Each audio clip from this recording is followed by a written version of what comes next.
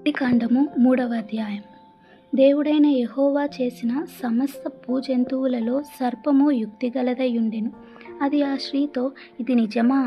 ఈ తోట చెట్లలో దేని ఫలములనైనను మీరు తినకూడదని దేవుడు చెప్పెనా అని అడిగాను.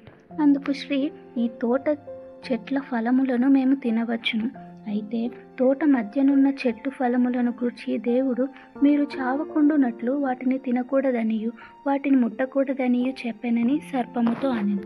అందుకు సర్పము, మీరు చావనే చావరు. ఎలయనగా మీరు వాటిని తిను దినమున మీ కన్నులు తెరవబడుననియు మీరు మంచి చెడులను ఎరిగిన వారై దేవతల వలె ఉందురనియు దేవునికి తెలియునని స్త్రీతో చెప్పగా, స్త్రీ ఆ వృక్షము ఆహారమునకు మంచిదియు కనులకు అందమైనదియు వివేకమిచ్చు రమ్యమైనదియునై ఉండుట చూచినప్పుడు ఆమె దాని ఫలముల్లో కొన్ని తీసుకొని తిని తనతో పాటు తన భర్తకును ఇచ్చెను. అతడు కూడా తినెను. అప్పుడు వారిద్దరి కనులు తెరవబడెను.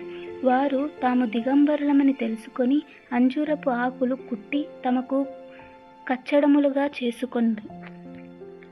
చల్లపూటను ఆదామును అతని భార్యయు తోటలో సంచరించుచున్న దేవుడైన యెహోవా స్వరమును విని దేవుడైన యెహోవా ఎదుటికి రాకుండా తోట చెట్ల మధ్య దాగుకొనగా, దేవుడైన యెహోవా ఆదామును పిలిచి, నీవు ఎక్కడ ఉన్నావనెను. అందుకతడు, నేను తోటలో నీ స్వరము వినినప్పుడు దిగంబరినిగా నుంటిని గనుక భయపడి దాగికొంటిననెను.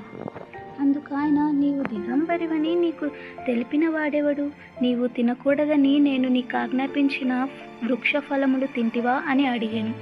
అందుకు ఆదాము, నాతో నుంటకు నీవు నాకు ఇచ్చిన ఈ స్త్రీయే ఆ వృక్ష ఫలములు కొన్ని నాకివ్వగా నేను తింటిననెను. అప్పుడు దేవుడైన యెహోవా స్త్రీతో, నీవు చేసినది ఏమిటని అడుగగా, స్త్రీ, సర్పము నన్ను మోసపుచ్చినందున తింటిననెను. అందుకు దేవుడైన యెహోవా సర్పముతో, నీవు దీని చేసినందున పశువులన్నిటిలోనూ భూజంతువులన్నిటిలోనూ నీవు శపింపబడిన దానవై నీ కడుపుతో ప్రాకుచు నీవు బ్రతుకు దినములన్నిటను మన్ను తిందువు. మరియు నీకును స్త్రీకిని నీ సంతానమునకును ఆమె సంతానమునకును వైరం కలుగజేసేదను. అది నిన్ను తల మీద కొట్టును, నీవు దానిని మెడమ మీద కొట్టుదువని చెప్పాను. ఆయన స్త్రీతో, నీ ప్రయాసమును నీ గర్భవేదనను నేను మిక్కిలి హెచ్చించెదను. వేదనతో పిల్లలను కందువు. నీ భర్త ఎడల నీకు వాంఛ కలుగును, అతడు నిన్ను ఏలునని చెప్పాను. ఆయన ఆదాముతో, నీవు నీ భార్య మాట విని తినవద్దని నేను నీకు ఆజ్ఞాపించిన వృక్ష ఫలములు తింటివి గనుక నీ నిమిత్తము నేల శపింపబడి ఉన్నది. ప్రయాసముతోనూ నీవు బ్రతుకు దినములన్నీయు దాని పంట తిందువు.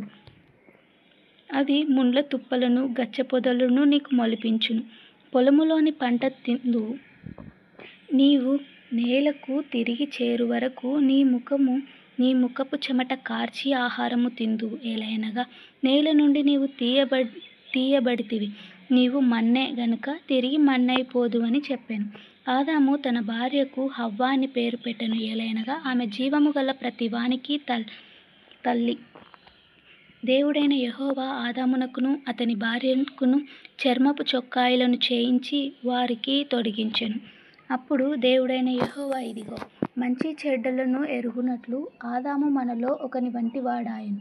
కాబట్టి అతడు ఒకవేళ తన చెయ్యి చాచి జీవవృక్ష ఫలములు కూడా తీసుకొని తిని నిరంతరము జీవించునేమో అని దేవుడైన యెహోవా అతడు ఏ నేల నుండి తీయబడినో దాన్ని సేద్యపరచుటకు ఏదెను తోటలో నుండి అతన్ని పంపివేసెను.